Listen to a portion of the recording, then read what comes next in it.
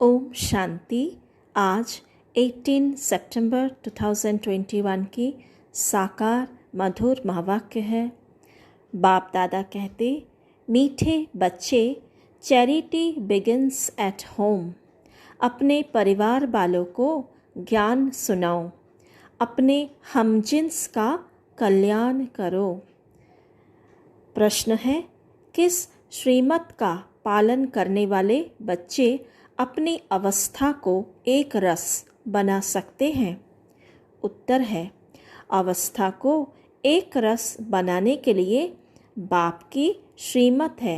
बच्चे रोज सवेरे सवेरे उठ बड़े प्यार से बाप को याद करो, अपने को आत्मा समझो और बाबा जो सुनाते हैं उसे सुनो।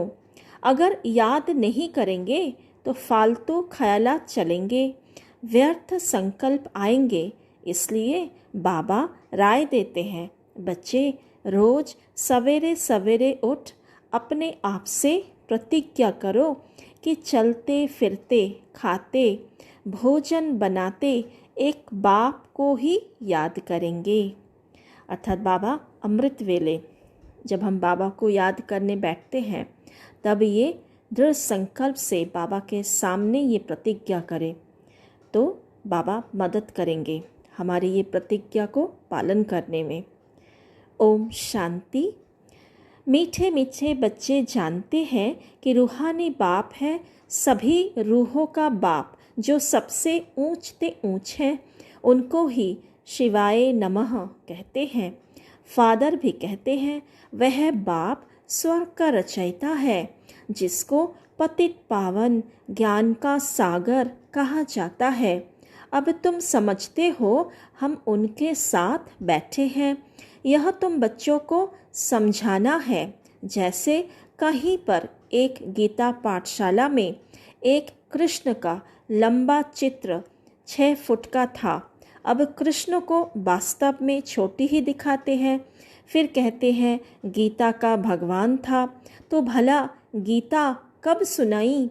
बचपन में बा जब 6 फुट का हुआ तब सुनाई। राधे और कृष्ण की जोड़ी थी। राधे कृष्ण की क्या लगती थी? राधे को भगवती और कृष्ण को भगवान कहते हैं। इन दोनों का क्या संबंध है यह किसको पता नहीं है। कृष्ण ने गीता का उपदेश दिया, परंतु कब? जब तुम ऐसे ऐसे प्रश्न पूछेंगे तो मनुष्य समझ जाएंगे कि यह तो सिवाय ब्रह्मा कुमार कुमारियों के और कोई पूछ नहीं सकते। कोई भी बड़े बड़े राजाए आदि जो भी है वह सन्यासियों को देख पाँव जरूर पड़ेंगे। किसी को भी पूछने की हिम्मत ही नहीं रहती। तुम तो हिम्मत रखते हो। कहेंगे ब्रह्मा कुमारियों में इतना ज्ञान है जो बैठ करके रचता और रचना की इतनी नॉलेज देती है, उनकी बायोग्राफी सुनाती है। तुम पूछ सकते हो कि शिव जयंती मनाते हो, पूजा आदि भी करते हो, तो जरूर वह कभी आया होगा, तब तो शिव जयंती मनाई जाती है। वह कब आया? शिव बाबा तो है निराकार, उनको अपना शरीर नहीं है। शिव जयंती मनाते हैं तो जरूर शरीर में आया होगा। निराकार की जयंती कैसे हो सकती है? आत्मा तो अमर है। जयंती तब मनाई जाती जब मरे और जन्मे। अर्थात जयंती माना जन्मदिन, जन्म दिवस। आत्मा की जयंती नहीं होती, क्योंकि आत्मा का तो मृत्यु नहीं होता, फिर जन्म कैसे होगा? तो बाबा कहते आत्मा तो अविनाशी है, ऐसे नहीं कहेंगे आत्मा की जयंती। शिव तो है निराकार, उनका चित्र लिंग का रखा जाता है। तुम बच्चों को यह ख्यालात रहने चाहिए। यहाँ से अपने घर धंधे धोरी में जाने से यह बातें ही बुद्धि से निकल जाती है, चिंतन नहीं चलता। गुरुओं आदि की जंजीरों में भी बहुत फंसे हुए हैं।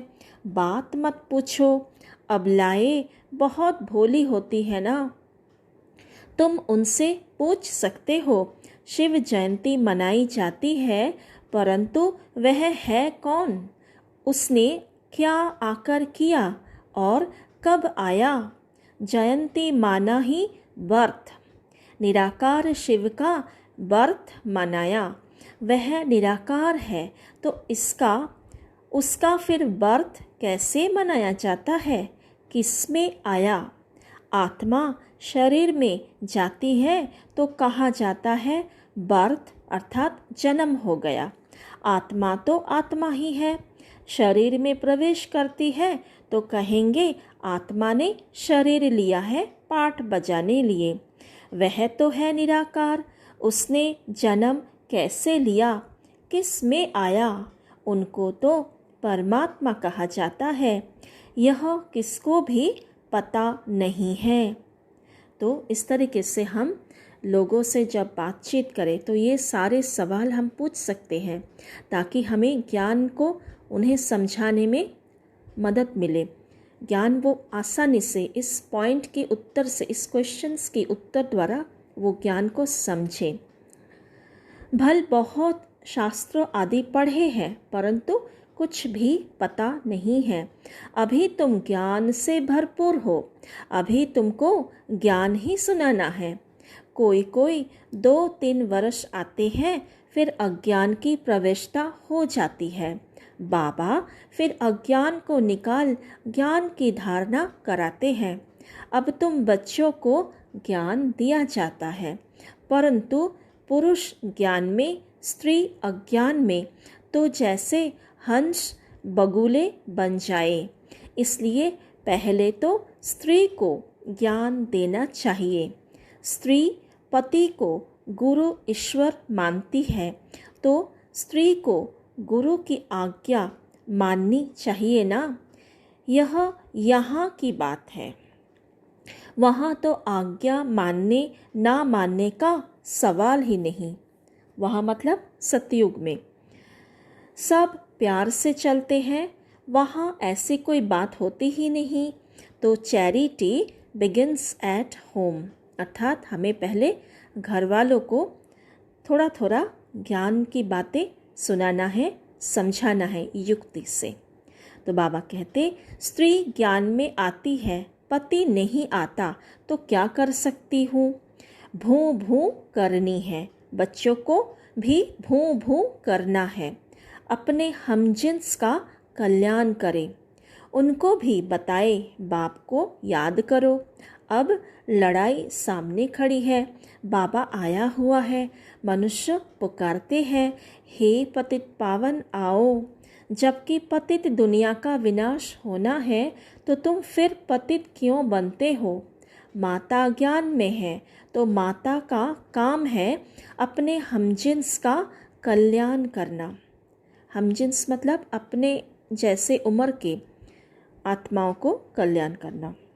अभी तुम बाप से 21 जन्मों के लिए सारा राज्य लेते हो।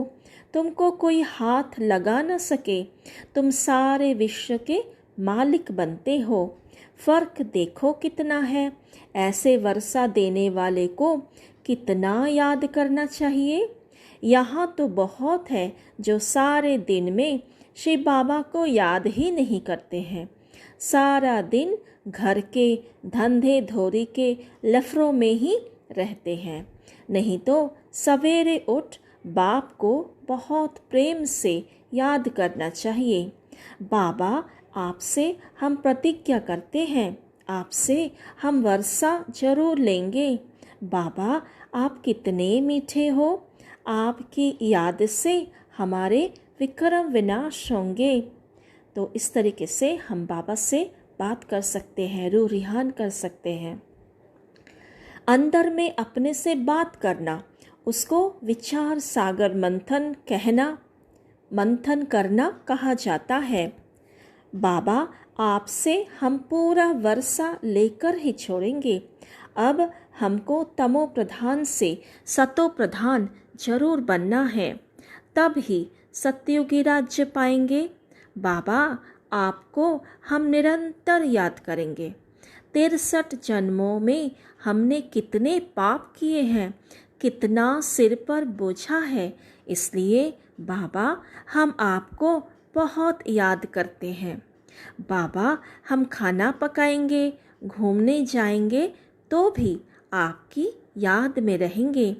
ऐसे ऐसे बातें करते प्रतिज्ञा करेंगे तो विक्रम विनाश होते जाएंगे। तो ये लाइन हम अंडरलाइन करेंगे। बाबा से हम जितने मन की बातें हैं, चिंतन है, बाबा से करें तो बाबा की याद बनी रहेगी, तो हमारा विक्रम विनाश हो जाएगा, हम सत्यों की राज्य भाग्य ले लेंगे। बाबा हम भोजन बनाएंगे आपकी याद में, हमको सतो प्रधान जरूर बनना है। पता नहीं कल शरीर छूट जाए तो हम सतो प्रधान बनेंगे ही नहीं, मौत का डर है ना। बाबा हम जीते जी आपसे वर्षा जरूर लेंगे, फिर देखना चाहिए कि आज के सारे दिन में हमने कितना याद किया।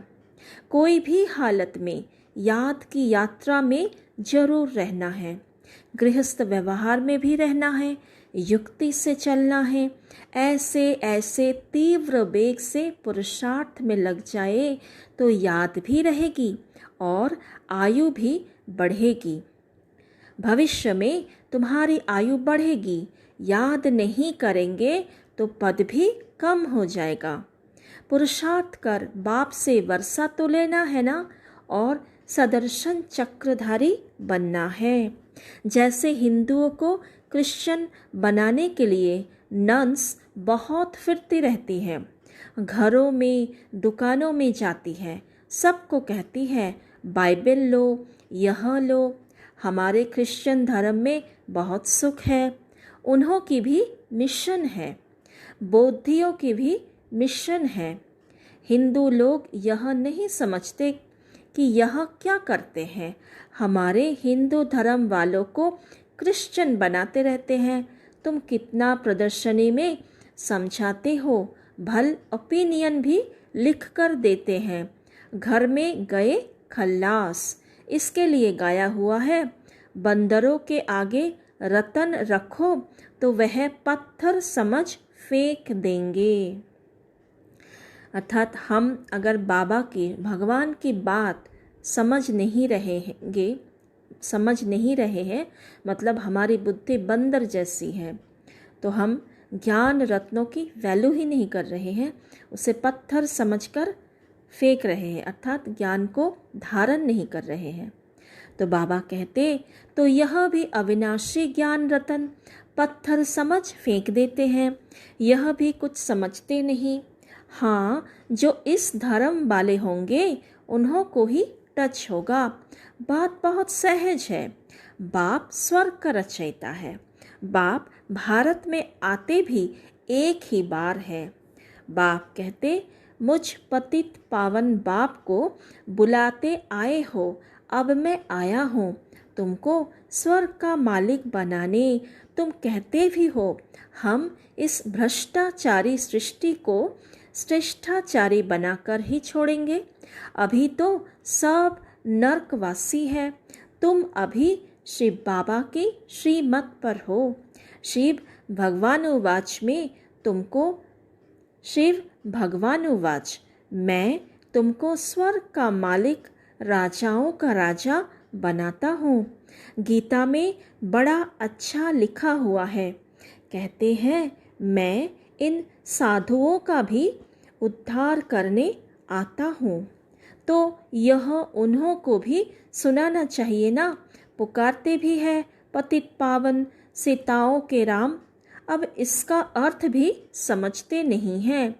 सब है भक्तियाँ अथवा सीताएं। वह पुकारती है हे राम आकर हम सीताओं का उद्धार करो। फिर कहते हैं रघुपति राघव राजा राम। वास्तव में राजा राम की बात नहीं, अर्थात सत्युगी दुनिया स्थापन करने वाला राम अर्थात शिव बाबा परमात्मा है। त्रेता में जो श्री राम है वो हमें उद्धार नहीं कर सकते, हमें परमात्मा उद्धार करते हैं। मुख्य भूल है यह जो शिव के बदले श्री कृष्ण का नाम डाल दिया है। पूछना चाहिए, कृष्ण व राम को काला क्यों दिखाते हैं? सतयुग त्रेता में ही सुंदर फिर शाम होते हैं। पहले है गोल्डन एज, सिल्वर एज, फिर कॉपर आयरन एज। सतयुग में गोल्डन एज, त्रेता में सिल्वर एज, फिर द्वापर में कॉपर एज और कलयुग में है आयरन एज। इस समय है आयरन एज। गोल्डन एज थी तो कितना मान था, तो युक्ति से जाकर समझाना चाहिए। वह कोई इतना जल्दी अपना हठ नहीं छोड़ेंगे। झाड़ की आयु बड़ी होती है तो झाड़ जड़जड़ी भूत अवस्था को पाता है। आयु तो इस पुरानी दुनिया का भी है ना, नई दुनिया और पुरानी दुनिया। ओल्ड माना कलयुग, तमो प्रधान दुनिया। इसमें एक भी सतो प्रधान हो नहीं सकता। अब तमो प्रधान को खल्लास होना है। नई दुनिया कौन स्थापन करेंगे? वही बाप। ऐसे नहीं कि प्रलय होती है, बाप को पुकारती ही है तब है जब पतित हो जाते हैं। फिर कहते हैं आकर पावन बनाओ। आएंगे तो जरूर पुरानी दुनिया में। पतित पावन कहते हैं तो जरूर अंत में ही आएंगे।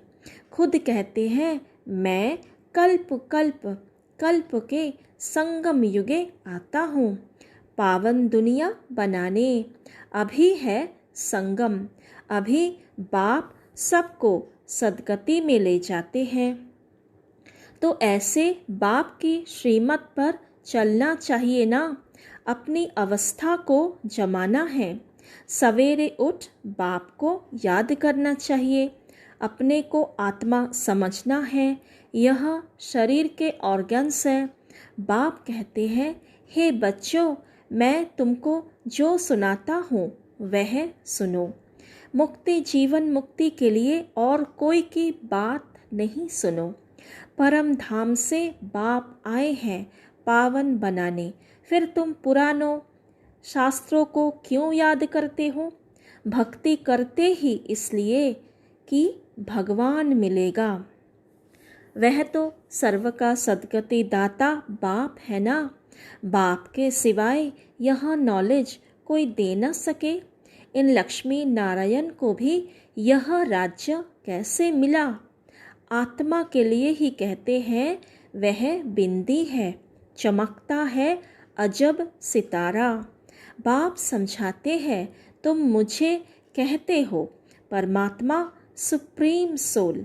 लौकिक बाप को कभी परमात्मा कहेंगे क्या? परमात्मा जो परम धाम में रहते हैं उनको कहते हैं सुप्रीम सोल। वह तुम्हारा बाप है। वह आकर इसमें प्रवेश करेंगे। गुरु शिष्य के बाजू में बैठेगा ना। यह बातें कोई शास्त्रों में नहीं है। अभी तुम जानते हो वह हमारा बाप है।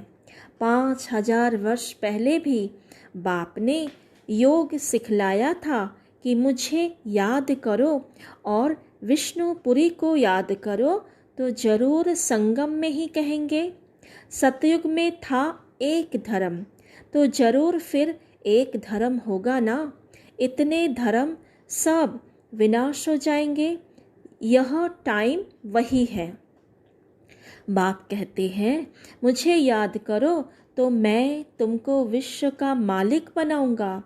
बाप की याद से ही तुम तमो प्रधान से सतो प्रधान बनेंगे। बाप कहते हैं जो बच्चे अच्छी सर्विस करते हैं मैं उनको याद करता हूँ क्योंकि मेरे मददगार है। तो क्या कह रहे बाबा?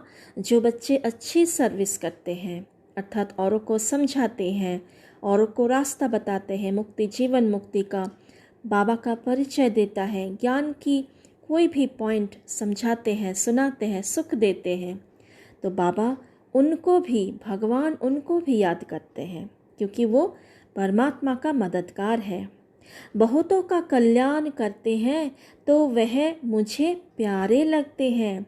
तुमको तो एक बाप ही प्यारा लगता है जिससे वर्षा मिलता है, इसलिए तुम बच्चों को अच्छी रीति पुरुषार्थ करना पड़े। याद की यात्रा में रहना है, बहुत फालतू ख्यालात भी आएंगे। भक्ति मार्ग में अपने को मारते भी हैं। हमको शिव का दर्शन हो, बहुत मेहनत करते हैं दर्शन के लिए। यहाँ तुम समझते हो बाप की याद से पाप कट जाएंगे और 21 जन्मों के लिए वर्षा मिलेगा। दर्शन होने से कोई पाप नहीं कट जाते। बाप जो विश्व का मालिक बनाते हैं उनको तो बहुत प्रेम से याद करना चाहिए। अभी तुम्हारी बुद्धि में है कि हम क्या बन रहे हैं। दूसरे जन्म में हम यह जाकर बनेंगे। यह कॉलेज ही है सतयुग का प्रिंसेस बनने का। बाप आकर धर्म के साथ डेटी किंगडम भी स्थापन करते हैं। अच्छा, आइए आज बाप दादा के आवाज़ में बाप दादा से डायरेक्ट याद प्यार लेते हैं।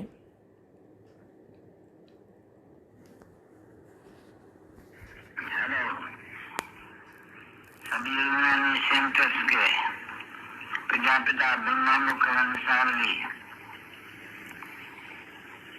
सर्व से भी बच्चों पर थे। मधुबन से रूहानी बाप दादा और बच्चों का दिव्यदान से प्रेम से सभी बच्चों को याद प्यार और गुड मॉर्निंग। मीठे मीठे रूहानी बच्चों पर रूहानी बाप और दादा का दिव्यदान से प्रेम से याद प्यार और गुड मॉर्निंग। मीठे मीठे सिकिल रूहानी बच्चों पर रूहानी बाप का नमस्ते। माँ निवासी सभी सभी प्रजापिता ब्रह्मा के भूषण बेटी खुश रहो और आबाद रहो, न विसरो न याद रहो। हम रूहानी बच्चों की रूहानी माता पिता बाप दादा को याद प्यार, गुड मॉर्निंग और नमस्ते। शुक्रिया बाबा। धारणा के लिए मुख्य सार। पहला, बाप ने मुक्ति जीवन मुक्ति के लिए जो भी ज्ञान की बातें सुनाई हैं वही सुननी और धारण करनी है। बाकी सब भूल जाना है। अपना और अपने लौकिक परिवार का कल्याण करना है। दूसरा, व्यर्थ ख्यालातों को समाप्त करने के लिए सवेरे सवेरे उठ विचार सागर मंथन करना है। याद की यात्रा में लगे रहना है। वरदान, तीनों कालों को सामने रख हर कार्य में सफल होने वाले सदा विजयी भव। तीनों कालों को सामने रख हर कार्य में सफल होने वाले सदा विजयी भव। लौकिक रीति में भी जो समझदार होते हैं वह आगे पीछे सोच समझकर फिर कदम उठाते हैं। ऐसे यहाँ भी आप बच्चे जब कोई कार्य करते हो तो पहले तीनों कालों को सामने रखकर फिर करो। सिर्फ वर्तमान को नहीं देखो, बेहद की समझ धारण करो और विजयीपन के निश्चय के आधार पर व त्रिकालदर्शीपन के आधार पर हर कर्म करो बा हर बोल बोलो, तब कहेंगे अलौकिक बा असाधारण। तीनों काल अर्थात आदि मध्य अंत। इस ड्रामा के आदि मध्य अंत। आदि माना सतयुग त्रेता, मध्य अर्थात द्वापर, फिर कलयुग, अंत का समय। तो इस समय हम जो भी कुछ करेंगे, जो भी कुछ बोलेंगे, सोचेंगे, वो पूरे कल्प के हमारे भाग्य बनने का आधार है। तो इसलिए बाबा ने ज्ञान सुनाया तो हमें बाबा के ज्ञान के आधार पर हर सोच, हर बोल, हर कर्म करना है, क्योंकि एक एक सोच का भी इफ़ेक्ट पूरा कल्प पर हमारे पाठ के ऊपर होता है, हमारे भाग्य के ऊपर होता है। तो त्रिकालदर्शी बनकर हमें हर कर्म करना है। आज का स्लोगन, हद के किनारों को छोड़ एक बाप को सहारा बना लो तो पार हो जाएंगे। हद के किनारों को छोड़ एक बाप को सहारा बना लो तो पार हो जाएंगे। अच्छा, ओम शांति। आज की मुरली से सोमान। पहला, मैं सदर्शन चक्रधारी आत्मा हूँ। मैं सदर्शन चक्रधारी आत्मा हूँ। दूसरा, मैं त्रिकालदर्शी आत्मा हूँ। मैं त्रिकालदर्शी आत्मा हूँ। तीसरा, मैं शिव बाबा की याद से सतो प्रधान बन रही हूँ। मैं शिव बाबा की याद से सतो प्रधान बन रही हूँ। चौथा, मैं एक बाप को सहारा बनाने वाली आत्मा हूँ। मैं एक बाप को सहारा बनाने वाली आत्मा हूँ। पांचवा, मैं विजयी आत्मा हूँ। मैं विजयी आत्मा हूँ। छठा, मैं सतयुग का प्रिंसेस बन रही हूँ। मैं सतयुग का प्रिंसेस बन रही हूँ।